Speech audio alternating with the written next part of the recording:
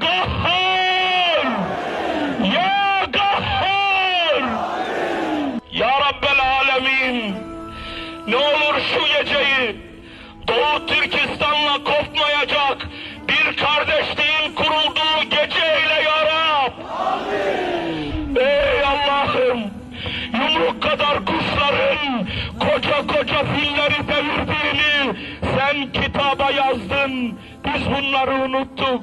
Ey Allah'ım! Yeniden gönder ebabillerini ya Rabbi!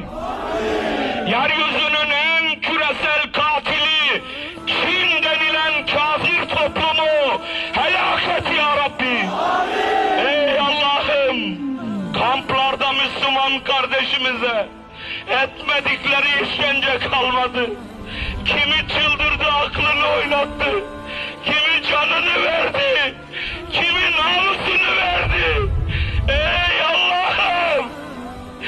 Sen bize yardım etmezsen bu işi yerdekilerden umudumu kestim ben.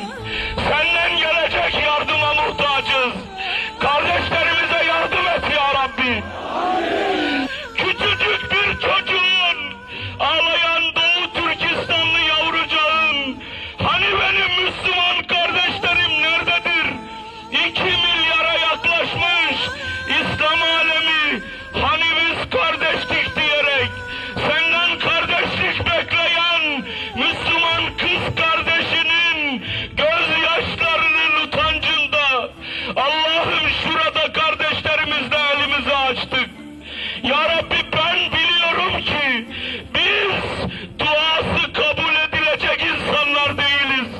Ama o mazlumların hatırına, şuradaki küçücük günahsız yavrular hatırına dualarımızı kabul et ya Rabbi. Amin. Doğu Türkistan'la beraber Arakan, Patani, Orta Afrika, Suriye, Filistin, Yemen, dünyanın bütün mazlumlarına, bütün gariplerine